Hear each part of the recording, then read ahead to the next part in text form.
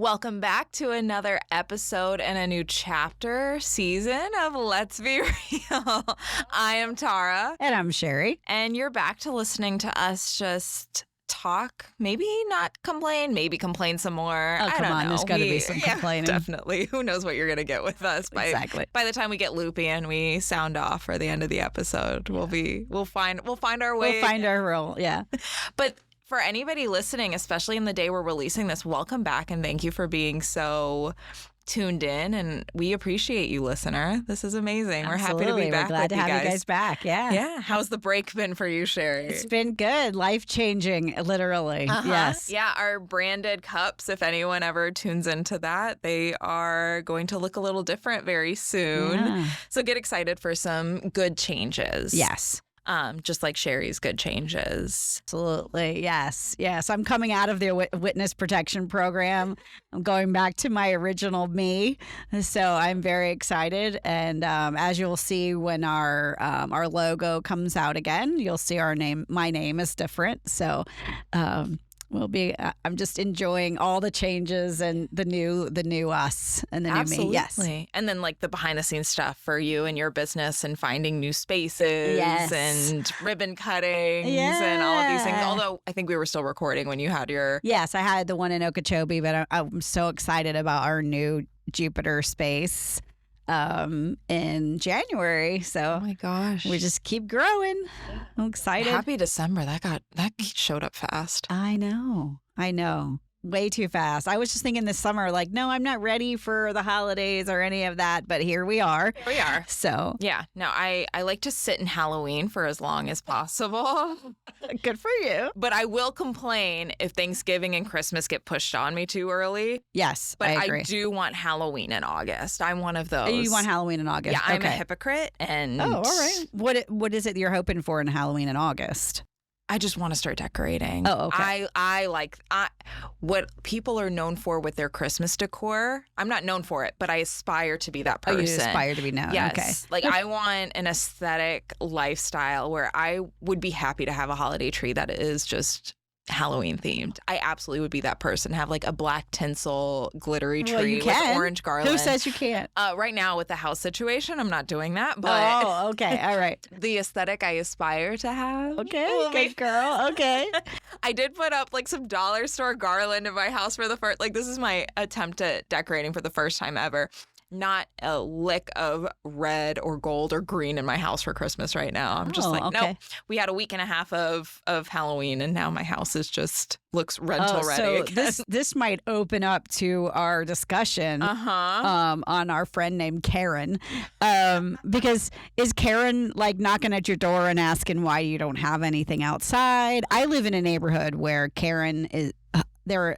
She's on every corner, and I live in a neighborhood where Karen decorates for everybody to see. She's on volunteer neighborhood watch, right? Yes, always. So I was just wondering if we're going to talk today about that idea of Karen, right? We were somewhere the other day together, and there was a sign that said, "Dear Karen, basically be patient. We're making it especially for you, so shut the hell up," right?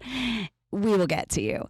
So, and I think I told you off air, that was very clearly a response to a specific situation, a specific person who just did not understand that not all food is fast. Exactly. And not everything is for made to your order. I mean, for an acai bowl, it is. Right? In this example specifically, like this acai bowl can have the base you want, can have the toppings you want. It can glitter. It can, it'll do whatever you want it to do. Right, but it doesn't come automatically. No, it gets prepared. It gets blended. The banana gets chopped. Because I don't want pre-chopped banana in a plastic container. I don't know about you, but that sounds awful. Like, take your time peeling my banana and dicing it and making it look pretty, because everyone knows that everyone wants an Instagrammable acai bowl. But did Instagram... Okay, let's talk about this. We had a question earlier. Did COVID create Karen? No. Or did Instagram create Karen or Facebook create None Karen? of the above. She Okay, was so where did always Karen there. come from? She just needed a push to open her mouth. And just for the record, Karen is not gender specific. Karen can be I've heard whoever people they want say to be. that for men we call him Kevin, but I don't think that's really like taken off. But Karen just embodies it. And I have an Aunt Karen, and she is not a Karen. So they all hate that name. I don't blame them. So the Karens in my life or the Karens in your life, you didn't ask for this, so I apologize. But we know who we're talking about. For sure, right. Those Karens did ask for it. If you listen to this episode and you get defensive, think on that. Yeah, exactly. Tune into that. But so I was thinking about that question of where did they come from? Because I remember as a kid, and again, I'm the Gen X, like the end of the Gen X era, right? So Karen was the lady on the corner who would tell all the kids what to do on the street. Get off my lawn. Get off my lawn, or they didn't like your Christmas decorations, or they were the ones always peeking out the window to see what was going on to tell on somebody. Yeah, in your business. And now we have homeowners associations to go along with Karen. So, and if you live in our area, it's hard not to be in one, right? If you live in Florida in general, we love a good gated community, and somehow we think that we're safer because of it. But that with the gated community comes extra Karen. Yes. Right. Yes. Yeah. People who are interested in very much protecting their value and by extension, your value. Exactly. Which sounds nice by itself, but it turns into micromanagement when you didn't hire me. Like and I don't accept micromanagement from my bosses anyway. So that's good to know. Good to know. Yes. But there's always been that sense of, should we call it entitlement? Absolutely, because I don't know if I've said that before, but that is one of the things in life that I absolutely cannot tolerate is the entitlement. So for this episode, in terms of protecting your mental health as it comes to Karens, yes, let's be real and let's talk about the fact that we have to set up boundaries with these people who have no business being in and around our business. Agreed, right? So if let's say you live in a neighborhood, right? And everybody lives in some form of a neighborhood or another, whether it's gated or not, right? And you are on Facebook. And if you are on Facebook, you are the one telling everybody on Facebook, if you have a son with a red jacket on, with blonde hair that just told my son off, please tell your son to be a good kid. Well, if you felt it was so important, why did you just tell him? Yeah. Second of all, why did you have to out the kid with the 5 other people that are reading this on Facebook and nobody else cares? How about have some, like I'm all about accountability, right? Yeah. But how about you go over and say something to them yourself? Right. What does it do for you to blast, right? Right. To promote and to announce all of this. You know me, I'm not a fan of Facebook. I'm only on Facebook for very few reasons.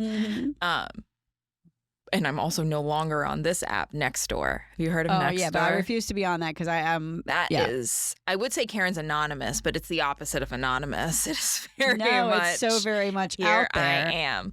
Right. So I see a lot of that behavior when it comes to people and their animals, which is so interesting to me. Yeah. Well, because that goes along with another topic that I can't stand but love at the same time, right? The whole emotional support animal. Yeah. And Karen is out there either bashing them or totally for them. So, oh yeah. And it's hard to be somewhere in the middle, but there's a lot of ignorance there, right? Right. I live in an area where my Publix, my grocery store, is overrun by service animals that sit in the basket of their shopping cart. That's a very effective service animal. Am I saying that's impossible? No. Am I saying it's likely? It's very much not likely. I agree. We're not saying either one, right? And if you noticed when you walk into Publix that there's a giant sign now that says a service animal is only an animal that's either a dog or a horse, by the way, if you knew that. Oh, a miniature horse. And we all have those, right? But one of those, and it is specifically trained for your... Yes. Yeah. So if you're blind, it's specifically there to guide you. If you're deaf, it's specifically there to help you as well in that same capacity, right? They have a specific task, right? They are trained. My dog, for example, was trained with a specific task, but as evidenced by anyone who really knows me, I do not require the use of a service dog. I wanted her to get trained because she has a great temperament for that. And I had her trained as a therapy dog. And then she became disqualified as serving as a service dog or a therapy dog when she got sick. But people who know these things aren't practicing that. Your teacup Yorkie, who very much could be a service dog. There are like gluten detection dogs. There are I'm sorry. I'm sorry. I apologize. It's actually it's really cool. Okay. But gluten. They can detect gluten. They can detect sugar levels for diabetes. I can understand that, and I guess they're both. It's hard for me to get on board, even though I have family members that are gluten intolerant. But that's okay. I'm going to get out of my bubble. But your teacup Yorkie is probably not in your shopping cart. I wouldn't put my 50-pound greyhound in a shopping cart because I think they're dirty. But yeah, and my pit bull would not go well in the grocery store, even though she behaves way better than the teacup Yorkie. Yeah, I have snuck Taz into a store or two and misrepresented her. But she has a great temperament. And I'm like, at least I'm not putting her in my shopping cart. Yeah. Putting her on the Starbucks counter. I have seen that. Okay, see, that's the thing. That's where entitlement and all of that fits together, right? And Karen thinks that she is entitled to have her dog on the counter, whether she's not even pretending for it to be a service animal. She just says, oh, my baby can sit here. I'm sorry, what world do you live in? Because maybe I'm sounding like Karen right now, but the idea is that we all have to remember that we all have to live together. Yeah. And I think that Karens only care about what it is that's important to them. And their idea is that you have to follow my rule because it is. Yeah, my logic, my convenience, right? To a point that you were saying earlier, too, is with Facebook and with Nextdoor. I mean, we can always talk about being the hero of your own story, right? I think all of us are guilty of that at some point. Of course. But when you read a story on Nextdoor or Facebook written by Karen, the most wild things have happened. I can tell you, I swear I'm not making this up. This is in my neighborhood. I witnessed something go down. There was definitely a dog off leash that had no business being off leash, and another owner walking their golden retriever, who I've seen them walk, and the dog walks with a I'll call it a muzzle, but it's not a very restrictive muzzle. Okay. But it does restrict its potential to bite. Okay. So that's what I call a responsible dog owner who knows that their dog needs some additional assistance with that, right? That's a smart dog owner who knows their dog's limitations. Right. So the dog that was off leash got very excited. And I'm not an expert at dog behavior or dog language, but the golden retriever did not want to be approached, which is great. The golden retriever does not want to fight dogs. Fantastic. Hey, look at that. But it's just a matter of get too close. And he or she, I don't know the dog personally, I've just seen them walking, will certainly protect themselves, or maybe they're protecting their owner, or maybe they're scared. That's what dogs do when they're scared, is they appear aggressive. Right. So this interaction happened. There's a person running across the street chasing after their dog, who I can't tell if they got off leash or if this dog parent thought that they could walk off leash. So there's some missing information here. Went after the golden. Tiny scuffle. From what I could tell, it wasn't intense. No one had to go to the ER vet or anything like that. But it was a little dramatic. Some yelling from the humans, some growling from the dogs. Very dramatic, like trying to separate, trying to figure out what to do. And then there was a woman who was, doing her fast walk for the day, got kind of caught in the mix and started yelling. Had no dog in the fight, literally. And started yelling at both owners about how terrible they are. So you met Karen on your walk. Wait for it. Oh, shoot. Okay. So I log into Nextdoor because at this point I'm only logging into Nextdoor to find golf clubs to buy and to read the shit that goes It's entertainment for sure. I'm going to go look for some used golf clubs. I'm like, all right, let's see what we got going on. A 7-paragraph story from the woman who had no business being a part of this scuffle. That is Karen. Saying that she got bit on the ankle, couldn't walk, and had to call her husband to take her to the ER. That woman walked for like half a mile in front of me because I was walking in the same direction, trailing behind. I was like, ma'am. Oh, my gosh. This did not happen the way you think it happened. Oh, see, she felt like her tiny heart on her ankle was bit because she was so offended by this happening. That's what happens, right? So we've talked about this before, about this idea of people react to things that are not actually happening to them now. Yeah. And that's what I feel like this Karen, like she was so offended by this whole thing. Somebody did something to her. Mm-hmm. Maybe she's a trauma person. Who knows, right? But why does she have to, besides the fact that she's full on lying, right? What is it that she hopes to accomplish in this? That's my question as well, right? Yeah. You're gaining sympathy because obviously you've got the people, like the protective folks who are like, I can't believe this happened to you. Right. Where did this happen in our neighborhood? So I know where to look out, And I'm like, all right, you guys.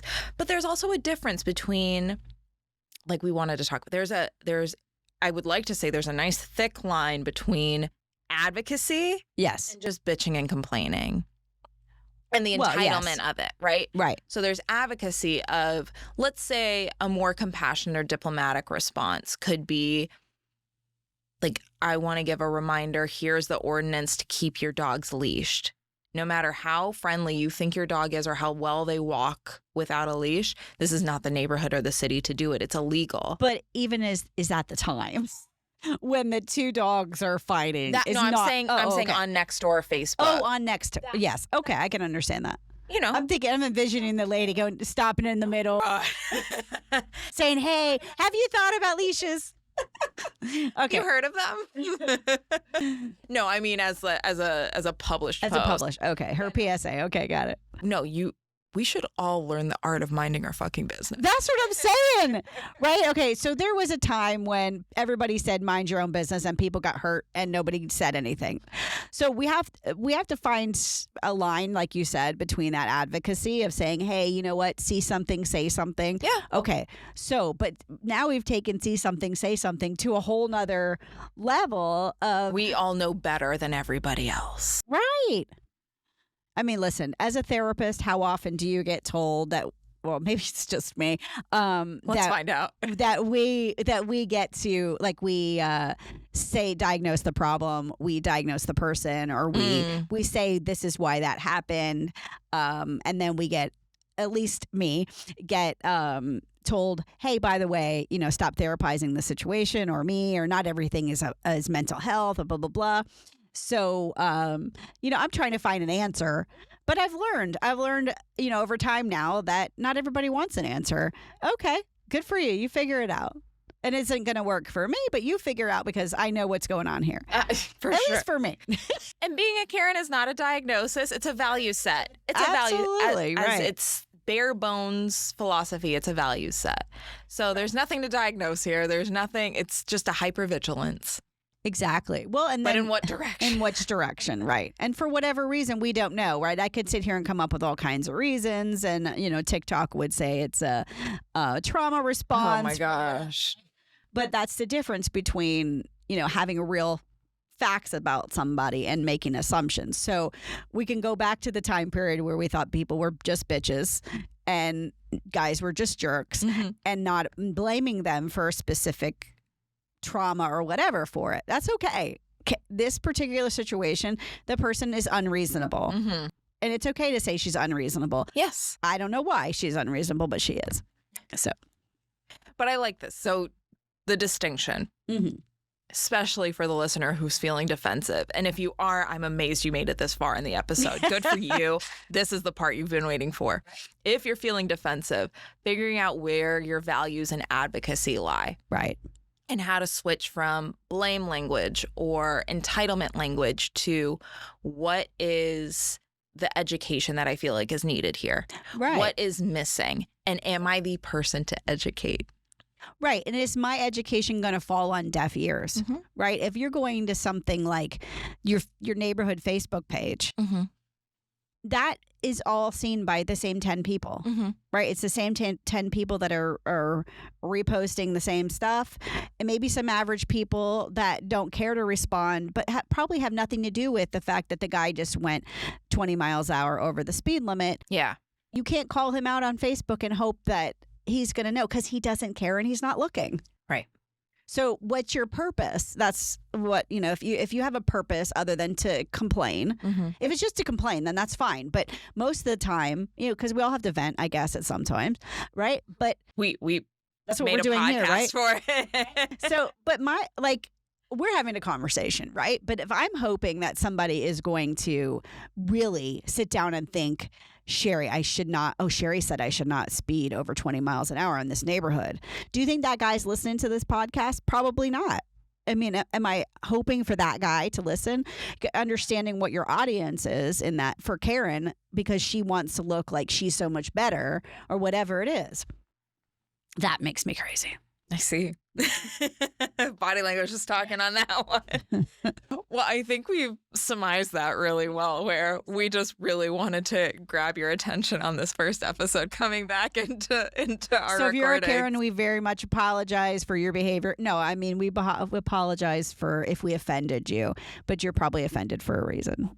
Again, if you were offended and you made it this far, thank you. Right. You are doing some of the work already by For you, yeah. Yeah. I mean, I turn off podcasts that offend me. So I'm really curious. Please let us have it. I'd be curious to hear if anyone noticed anything show up. What showed up for you in this episode?